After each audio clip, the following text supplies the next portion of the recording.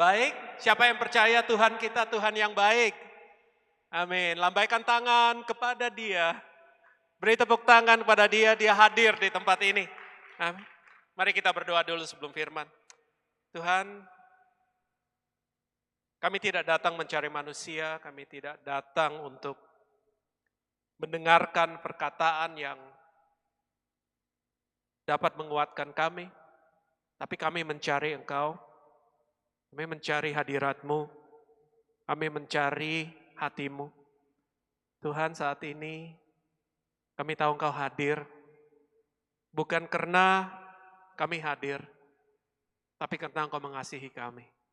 Terima kasih Tuhan, karena kami percaya Engkau, kami percaya hati-Mu, kami percaya kebenaran-Mu.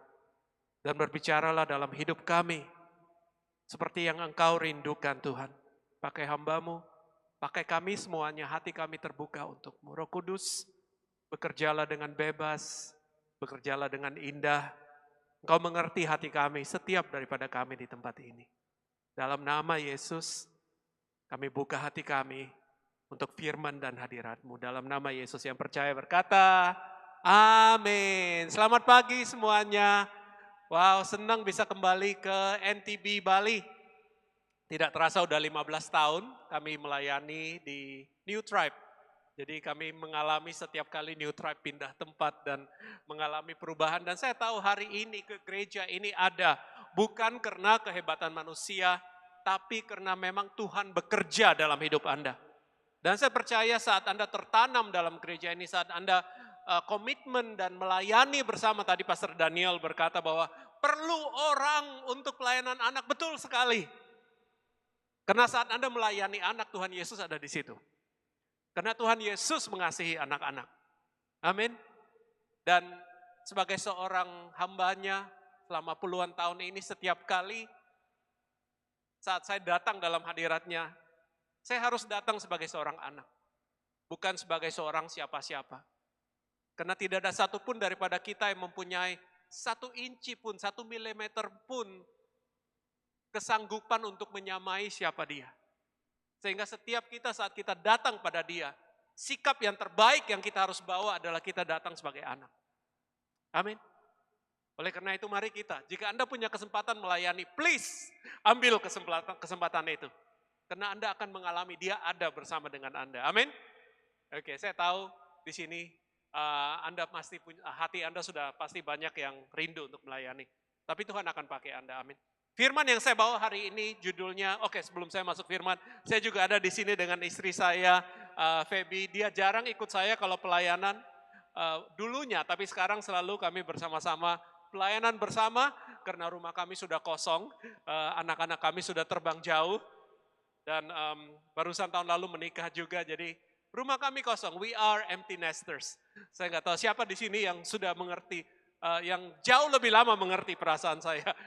Saya ini baru grace, empty nest. Tapi ya menarik sekali karena mempunyai hidup seorang empty nest itu membuat saya lebih mengerti hati Allah Bapa yang selalu rindu akan anak-anaknya. Izinkan saya bawa firman, oh ya satu lagi tentu saya mengucapkan terima kasih pada Pastor Don dan Pastor Carol dan Pastor Daniel dan Pastor Rachel dan semuanya NTB yang telah mengizinkan saya melayani. Oke, saya akan masuk dalam firman. Dari krisis menerima kemenangan. Amin. Katakan bersama, dari krisis menerima kemenangan. 2000 tahun yang lalu di perjamuan terakhir kita barusan melewati Paskah. Dan kita masih fresh dalam pikiran kita mengingat tentang peristiwa-peristiwa saat Yesus memberikan dirinya di kayu salib. Dan sebelum Yesus memberikan dirinya ada perjamuan terakhir dan Yesus mengatakan sesuatu yang sangat-sangat membekas dalam hati saya sewaktu saya menaruh diri saya di ruangan itu membaca firman tentang catatan peristiwa itu. Di Yohanes pasal 16 ayat 33. Saya percaya apa yang Tuhan Yesus katakan pada saat itu bukan hanya untuk para muridnya, tapi juga dia melihat ke depan dan dia melihat setiap wajah Anda dan wajah saya, kita semuanya yang hidup pada saat ini. Ini yang Tuhan Yesus katakan. Semuanya itu kukatakan kepadamu. supaya kamu beroleh damai sejahtera dalam aku, katakan dalam aku, dalam Kristus. Di dalam dunia, kamu menderita penganiayaan. Suatu kalimat yang tidak enak. Suatu kalimat yang kita tidak suka. Penganiayaan thlipsis dalam bahasa aslinya. Dapat diterjemahkan langsung sebagai krisis, kesusahan, tekanan. Bahkan jika Anda baca dalam bahasa Inggris atau terjemahan bahasa Indonesia sehari-hari dikatakan dalam ayat ini bukan hanya dalam dunia kamu menderita penganiayaan, dalam dunia kamu akan. Dan akannya tidak pernah berubah. Sekali firman diberikan, firman itu akan berlaku terus sampai dia datang kembali. Dengan kata lain, penderitaan ini atau kesusahan yang kita lewati sebagai manusia bukanlah sesuatu yang titik dan selesai, tapi akan berjilid-jilid dan berulang-ulang. Kita semuanya menghadapi krisis. Kita semuanya akan menghadapi krisis. Saya tidak ingin firman ini membuat Anda down, tapi saya tahu bahwa kita tidak dapat mengelakkan kenyataan kita hari ini. Dunia kita adalah dunia yang penuh dengan krisis. Tapi justru dalam dunia penuh krisis ini, Tuhan memberi kita kemenangan, amin. Tapi mari kita belajar sedikit tentang krisis. Krisis jika menjadi seorang manusia, menjadi seorang individu, maka saya dapat mengajak Anda membayangkan, dia adalah manusia dengan berjuta-juta wajah. Mungkin di sini ada patung yang dengan 4 wajah atau banyak wajah, tapi jika krisis punya wajah, wajahnya berjuta-juta, wajahnya infinite. Jika setiap kali Anda bertemu dengan orang yang namanya krisis itu, dia bukan orang, tapi bertemu dengan si krisis, wajahnya selalu berubah. Wajahnya sesuai dengan apa yang kita sedang hadapi.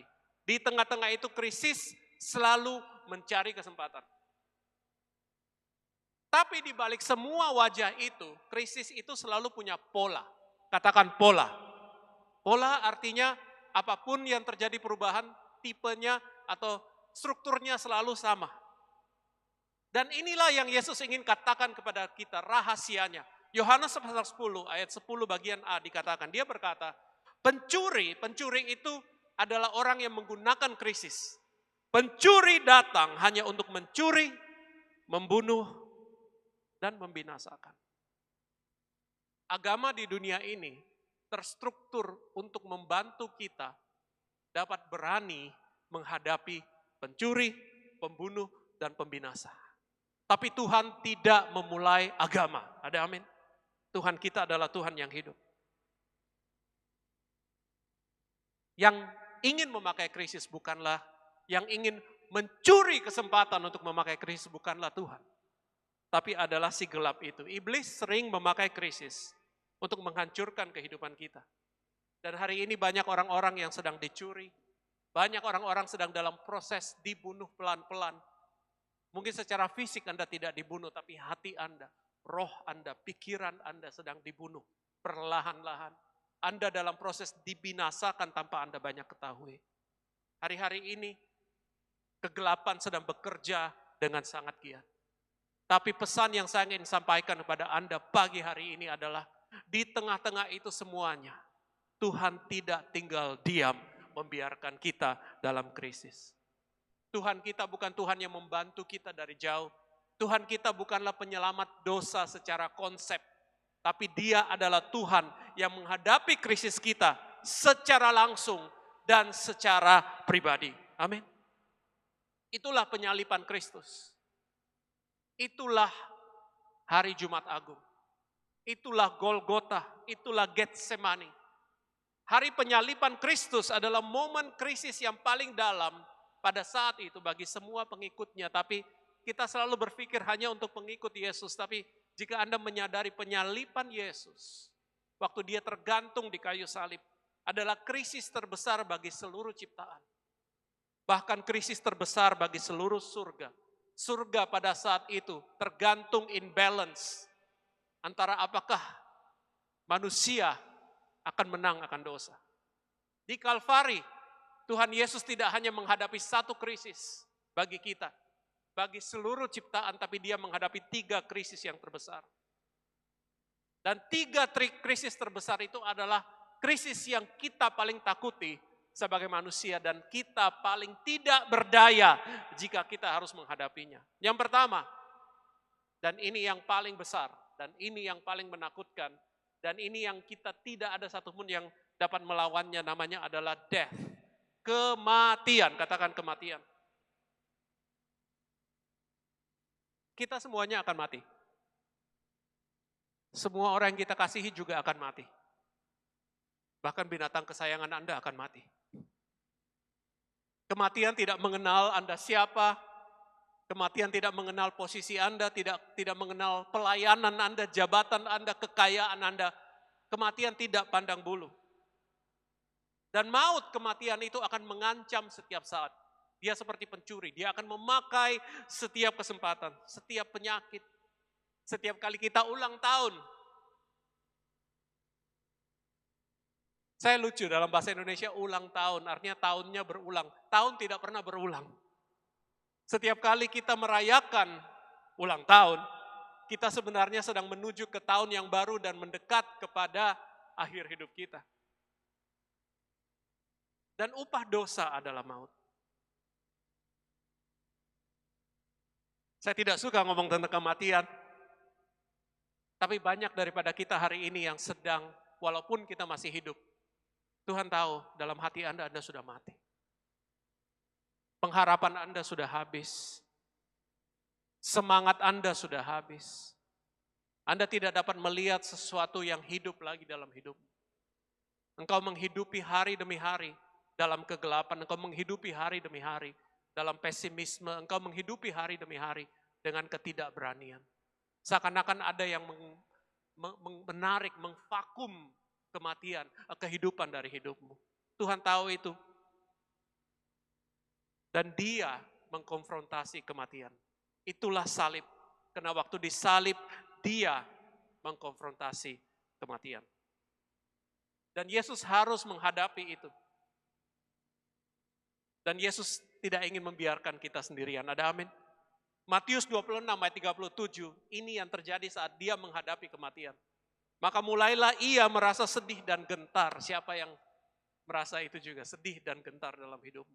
Lalu kata Yesus kepada mereka, hatiku sangat sedih seperti mau mati rasanya. Ini adalah catatan waktu dia menghadapi kematian di Getsemani. Getsemani artinya tempat pemerasan. Apa yang diperas dari Yesus? Kehidupan sedang diperas dari Yesus. Yesus tahu pada saat itu jika dia meneruskan perjalanannya, dia meneruskan misinya dari Getsemani, maka dia akan berakhir di Golgota. Golgota artinya tempat tengkorak, tempat kematian. Dengan kata lain, Yesus tahu dia harus menghadapi kematian itu. Walaupun dia menghadapi ketakutan, jika Yesus dapat merasa takut, saya tidak dapat bayangkan kita. Tapi mengapa Yesus harus menghadapinya? Karena Yesus menghadapi kematian supaya kita tidak perlu lagi dikuasai kematian. Ada amin? Itu yang pertama. Yesus kita sudah menghadapi kematian. Dan dia bangkit. Beri tepuk tangan pada dia. Dia bangkit. Amin, katakan dia bangkit. Dan dia bukan hanya bangkit, tapi dia bangkit bagi Anda. Dia bangkit bagi keluargamu. Dia bangkit supaya rohmu yang mati dapat jadi hidup kembali. Come on, beri tepuk tangan pada dia.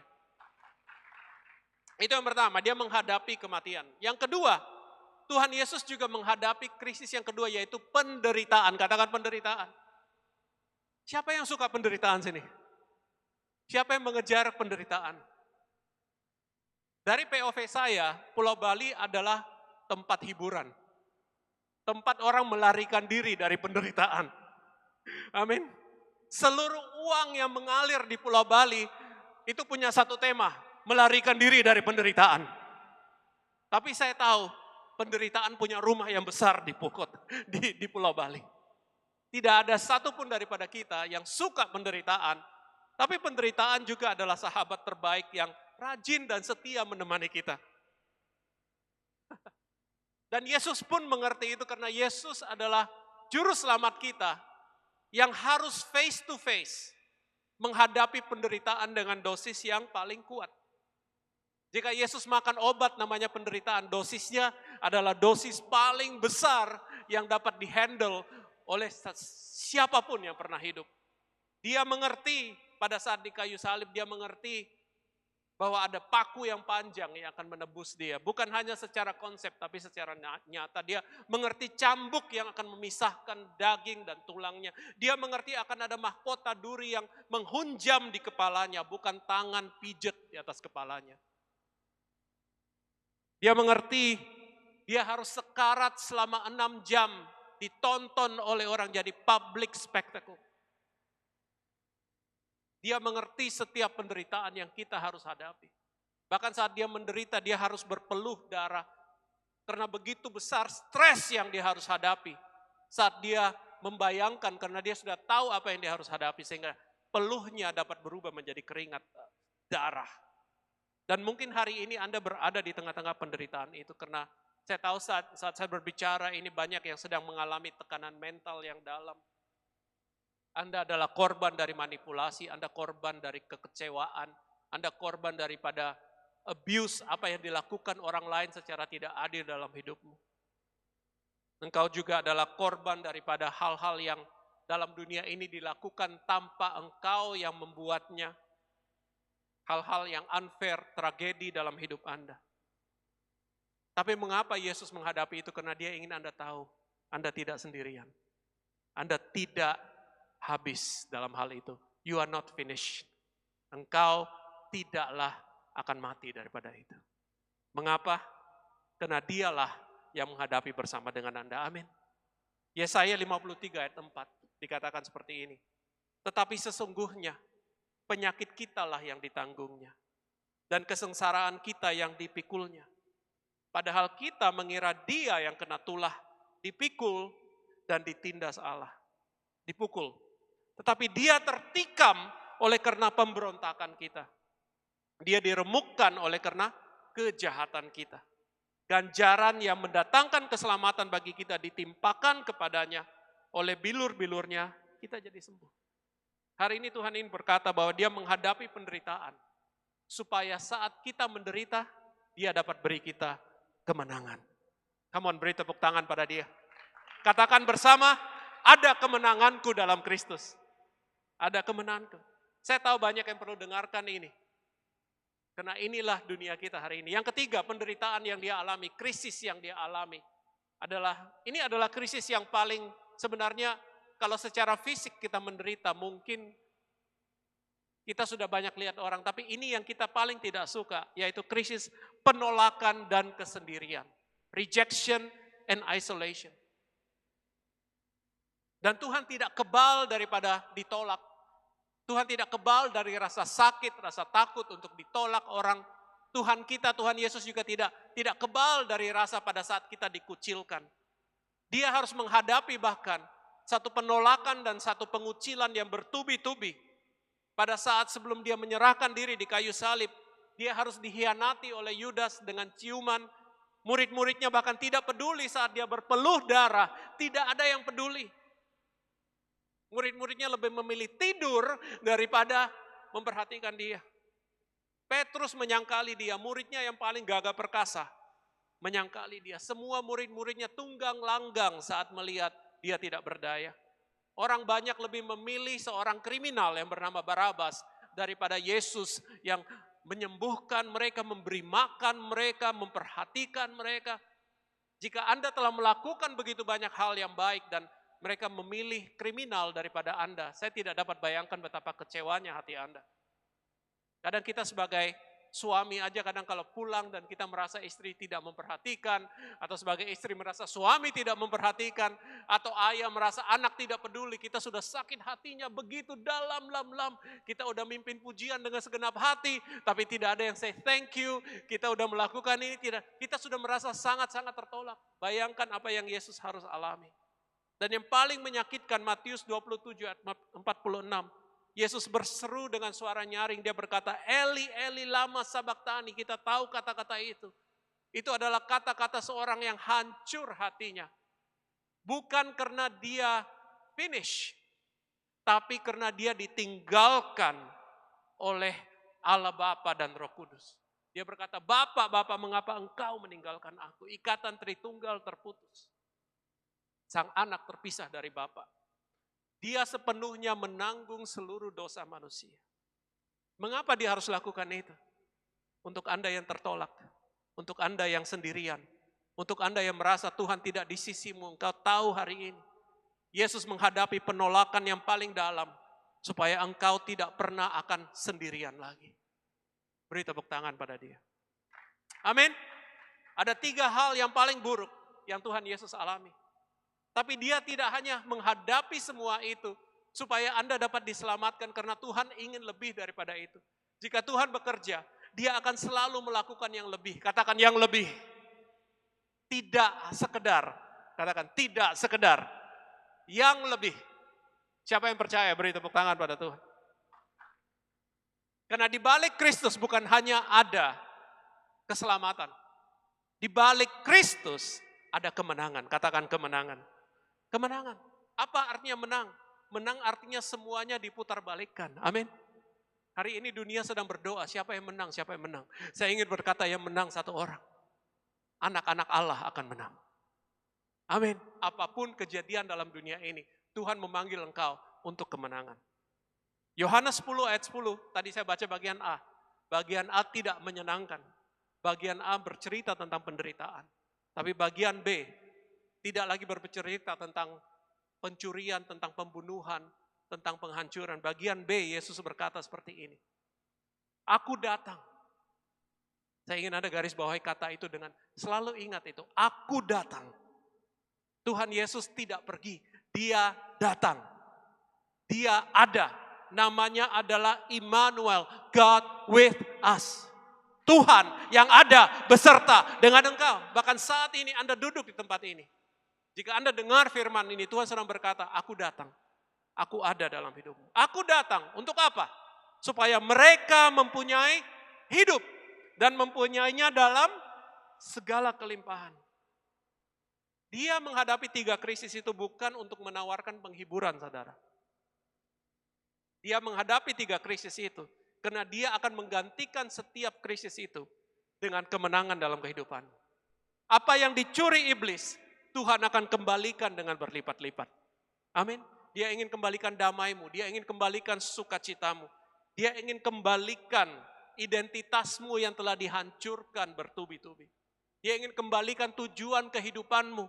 Jika hari ini engkau sudah tidak berani mempunyai pengharapan, hari ini engkau sudah tidak berani untuk melihat ke depan, jika hari ini engkau merasa bahwa engkau tidak ada artinya lagi, karena engkau siapa dirimu sudah dihancurkan, sudah dicuri, sudah dibinasakan, hari ini Tuhan ingin kembalikan itu kepadamu.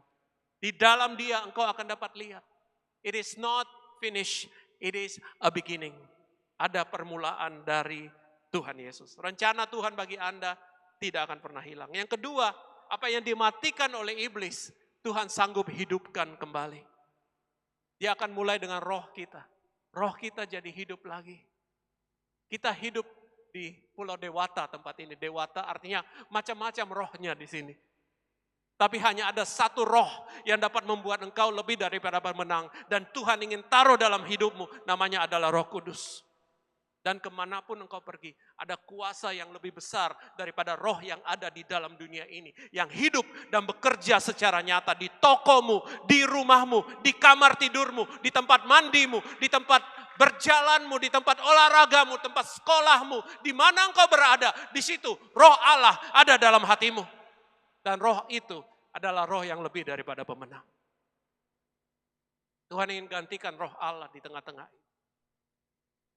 Dan pada akhirnya saudara, apa yang dimatikan oleh iblis, Tuhan akan beri kehidupan. Saya percaya bahwa kita di tengah-tengah dunia yang mati ini, pernikahan yang mati Tuhan dapat hidupkan. Hubungan yang mati pun Tuhan dapat bangkitkan kembali. Apalagi pengharapan. Hari ini Tuhan ada di tempat ini. Yang ketiga, apa yang dibinasakan oleh dosa, Tuhan akan sanggup untuk bangun kembali. Artinya apa? Saya ingin mengajak Anda untuk jangan terlalu melihat ke belakang lagi. Berhenti melihat ke belakang, berhenti melihat baik kesuksesan maupun kegagalan. Jangan izinkan hidupmu dihidupi oleh apa yang telah terjadi dan apa yang telah binasa, apa yang telah lewat. Mari kita hidup ke depan, karena Tuhan ingin membangun lagi dalam hidupmu setiap rencana kerajaan Allah. Ada amin. Salah satu doa yang Tuhan Yesus ajarkan pada kita dalam doa Bapa kami adalah apa? Datanglah kerajaanmu di bumi seperti di surga. Jika hari ini Anda belum lihat kerajaan Allah, artinya Tuhan sedang membangun kerajaan itu dalam hidupmu. Semakin lama semakin nyata. Oleh karena itu Tuhan tidak ingin Anda hidup dalam kebinasaan. Anda harus mulai percaya bahwa Tuhan sedang membangun kerajaannya dalam kehidupanmu. Dia membangun kembali keluargamu. Ada kerajaan Allah di tempat itu. Dia membangun kembali pekerjaanmu. Ada kerajaan Allah di situ. Dia membangun kembali masa depanmu karena dia ingin memakai engkau untuk jadi berkat. Bagi banyak orang, beri tepuk tangan. Dia ingin pakai engkau untuk jadi pelayan di Sunday School. Untuk anak-anak. Actually saya pikir ya, kalau untuk pelayanan anak-anak itu engkong paling enak. Engkong atau oma, opa dan oma. Karena opa oma itu pada level tidak peduli anak tapi peduli cucu. Saya mulai mengerti perspektif itu, amin. Tapi saya belum punya cucu, jadi sebentar lagi saya masuk dalam level itu. Amin, istri saya manggut-manggut, ya. Amin. Tuhan ingin bangun masa depan. Ada 3 hal, apa yang dicuri iblis Tuhan akan kembalikan. Amin. Apa yang dimatikan iblis Tuhan akan hidupkan kembali. Apa yang dibinasakan oleh dosa Tuhan akan sanggup bangun kembali. Beri tepuk tangan pada dia. Jika Tuhan akan melakukan hal itu, apa bagian kita? Ini bagian kita. Yohanes 16 ayat 33. Tadi saya baca yang pertama bahwa akan ada krisis. Tapi saya akan selesaikan. Tuhan berkata, kuatkanlah hatimu. Katakan, kuatkanlah. Kuatkanlah apa? Hatimu. Aku telah mengalahkan dunia. Tuhan ingin kita tinggal dalam kemenangannya. Bagaimana tinggal? Hati kita kuat. Bagaimana hati kita kuat? Ada 3 hal yang Tuhan ingin kita lakukan. Ini bagian kita. Ini PR kita katakan, bagian saya. Siapa yang ingin lakukan kehendak Tuhan? Amin. Ini bagian kita. Sangat sederhana. Ada 3 hal yang saya ingin bagikan. Saya punya 6 menit. 3 cara kita akan baca bersama di Filipi pasal 4 ayat 4. Paulus mengajarkan kita dengan sangat sederhana. Filipi 4 pasal 4 ayat 4 sampai 9. Yang pertama, sikap yang pertama yang Tuhan ingin kita untuk punyai adalah jadikan juru selamat benar-benar juru selamatmu. Jadikan Yesus benar-benar Kristusmu. Jika kita pakai bahasa yang lebih fancy lagi. Jadikan juru selamat, apa maksud saya? Sangat menarik jika Anda kembali kepada hari kebangkitan Yesus. Yang pertama, pada hari yang ketiga itu. Pada saat pagi hari, seorang wanita yang selama ini mendukung Tuhan Yesus. Dan selama ini mengikuti Tuhan Yesus dan bergaul sangat-sangat karib dengan Tuhan Yesus. Namanya Maria Magdalena. Pada pagi hari, hari kebangkitan Yesus. Sangat pagi-pagi firman Tuhan mencatat, Maria Magdalena ke kubur untuk melihat Tuhan Yesus. Coba taruh diri Anda sebagai Maria Magdalena. Jika engkau adalah Maria Magdalena, engkau pergi mencari Yesus di kubur. Yesus seperti siapa yang kau cari?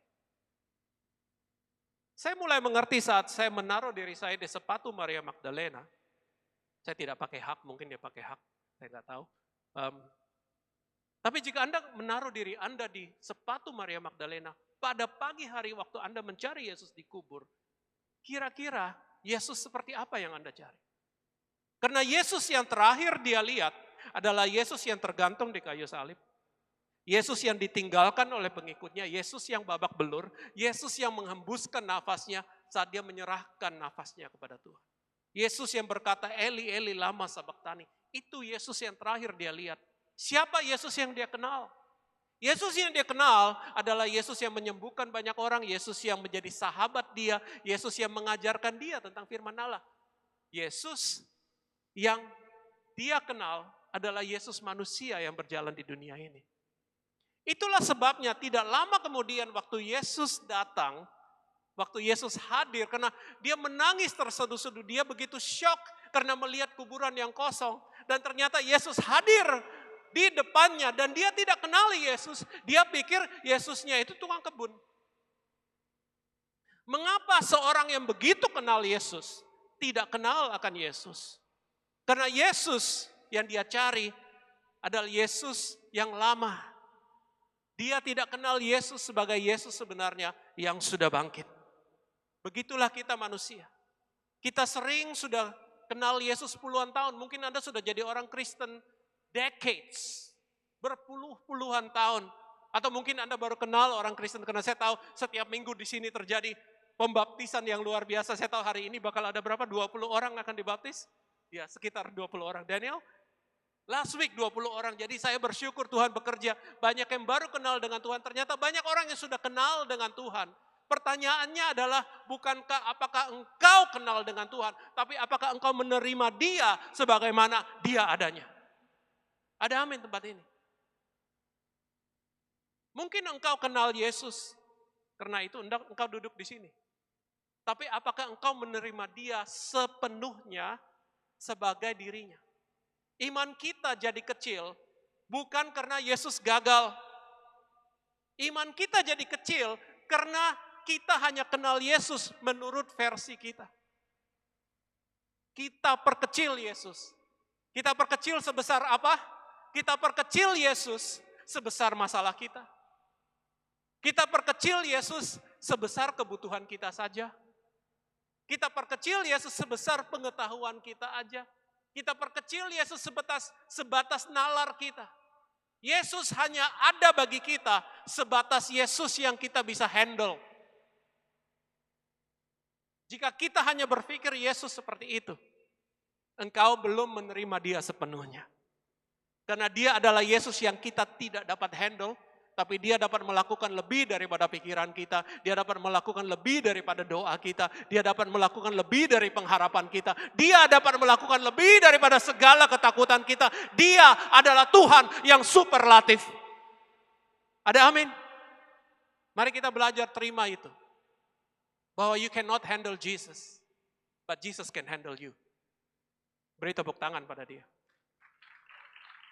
Jadikan Dia benar-benar juru selamatmu. Bukan versi Yesusmu. Dengan kata lain kita harus menyerahkan banyak hal dalam kehidupan kita kepada tangan yang kita tidak dapat lihat tapi kita percaya Dia sanggup. Ada amin? Masalah terbesar orang Kristen adalah kita terlalu memegang semuanya karena kita pikir di tangan kita semuanya predictable. Di tengah-tengah dunia yang tidak predictable. Tapi ternyata saat kita pegang, tidak ada satupun hal itu yang menjadi predictable. Justru kita membawa beban. Yesus berkata, bahwa pikullah kuk yang kuberikan. Angkatlah beban yang aku berikan. Serahkan bebanmu, angkat beban yang aku berikan. Sebab beban yang aku taruh itu ringan kepadamu. Ada amin? My yoke is easy and my burden is light. Tapi bagi kita harus kenal Dia. Kita terima Dia sebagaimana Dia adanya. Ada amin tempat ini? Itu sikap yang pertama. Sikap yang kedua. Mari kita melakukan apa yang dilakukan oleh juru selamat kita. Dan saya katakan ada satu hal yang juru selamat kita selalu lakukan. Jika kita baca itu di ayat 6 dari Filipi pasal 4. Dikatakan seperti ini. Janganlah hendaknya kamu khawatir. Masih bersama saya, amin? Janganlah kamu khawatir tentang apapun juga, tetapi nyatakanlah dalam segala hal keinginanmu kepada Allah dalam doa dan permohonan dengan ucapan syukur. Ada dua yang Yesus katakan, doa dan permohonan dengan ucapan syukur. Jika Yesus berdoa, maka kita lebih baik berdoa. Karena kalau juru selamat kita aja berdoa dan Anda tidak berdoa, Anda tidak akan mengalami apa yang juru selamat Anda ingin lakukan dalam hidupmu. Tuhan ingin kita apa? Berdoa dan mengucapkan syukur dengan permohonan. Maka damai sejahtera Allah yang melampaui segala akal akan memelihara hati dan pikiranmu dalam Yesus. What is prayer? Berdoa itu bukan hanya Anda lakukan di gereja. Berdoa itu adalah seperti orang yang bernafas. Berdoa artinya mengajak Tuhan bicara. Menyerahkan kepada Tuhan. Ada amin? Jika kita mau menjadikan Dia juru selamat, kita harus jadikan doa bagiannya. Karena doalah cara kita menyerahkan kepada dia. Ada amin. Sangat menarik jika saat kita berdoa dan Tuhan berkata permohonan dengan ucapan syukur. Artinya kita saat memohon, kita tahu dia menjawab yang terbaik. Permohonan dengan ucapan syukur itu artinya memuji Tuhan. Pray and praise. Prayer and praise. Berdoa dan memuji Tuhan. Apa yang terjadi saat kita berdoa? Saat kita berdoa sebenarnya kita sedang memuji Tuhan. Ada amin. Saat kita berdoa, kita sedang memuji Dia. Karena kita hanya akan berdoa kepada oknum yang kita percaya. Kita tidak akan berdoa, tidak akan berdoa jika kita tidak percaya pada orang itu. Dengan kata lain kita sedang memuji Dia bahwa Engkaulah yang sanggup, Engkaulah yang mengerjakan, Engkaulah yang mengintervensi, Engkaulah yang menyelesaikan. Dan Engkau yang memberi kemenangan. Pada saat kita memuji Tuhan, itu adalah saat kita berdoa. Karena berdoa dan memuji Tuhan adalah menaruh diri kita di bawah rencana Tuhan. Mari kita belajar lakukan itu. Karena saat kita berdoa dan kita memuji Dia, kita sedang menjadikan Dia juru selamat Tuhan. Ada amin? Jangan terlalu puji keadaanmu. Hari ini kita banyak memuji-muji krisis. Kita terlalu suka memuji krisis.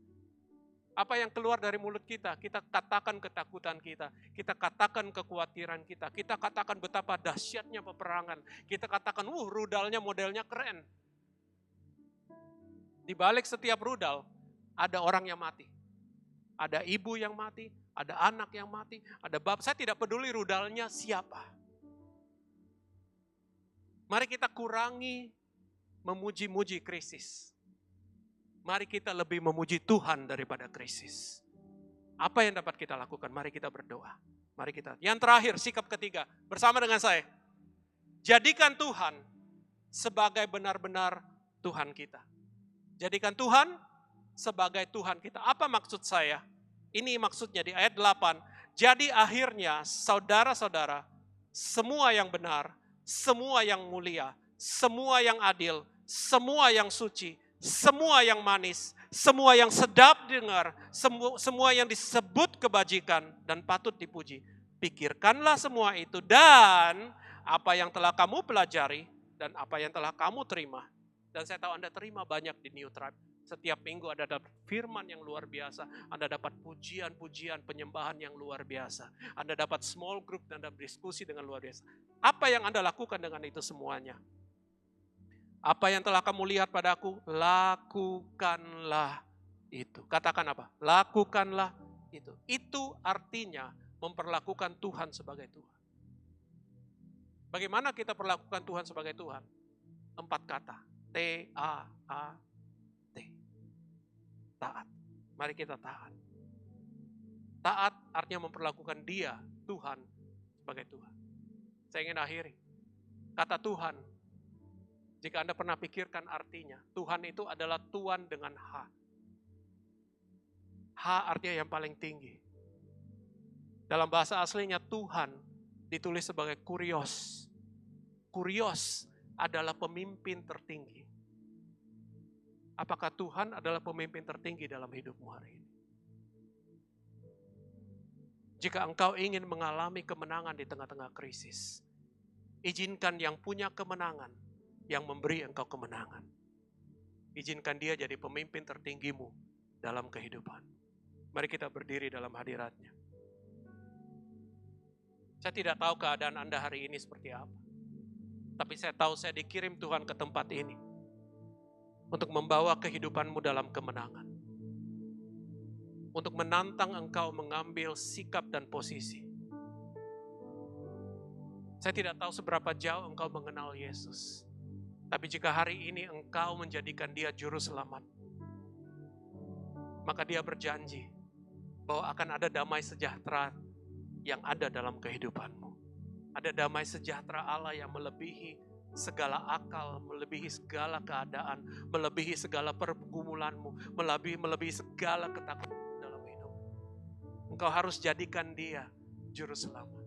Jika engkau sudah lama tidak berbicara kepada Dia, atau jika engkau berbicara terlalu banyak kepada Dia, tapi engkau lupa menyerahkan keadaanmu, engkau lupa bersyukur kepada Dia.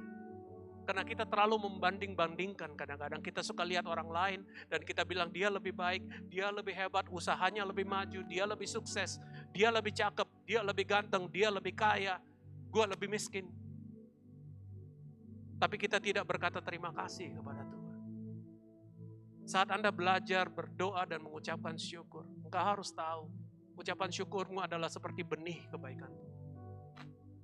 Dan jika Tuhan yang kasih benih, sekecil apapun benih itu, dia akan jadi pohon indah dan besar dalam hidup. Mari kita bawa itu kepada dia. Jadikan dia Tuhan. Jadikan dia master. Mari kita belajar seperti yang Yesus katakan, not my will, but your will, God. Bukan kehendakku, tapi kehendakmu yang jadi. Tuhan, aku rindu melihat kehendakmu jadi dalam hidupku. Kehendakmu jadi dalam pernikahanku. Kehendakmu jadi dalam karirku, kemanapun engkau bawa aku. Aku tahu engkau pimpin dan berikan yang terbaik. Aku percaya Tuhan. Aku percaya bahwa bersama dengan engkau, dimanapun dalam dunia ini engkau tempatkan aku, apapun keadaanku, engkau tetap adalah Tuhan yang ingin yang terbaik. Mari kita sembah Tuhan saat ini. Saya ingin kita nyanyikan lagu lagi tadi.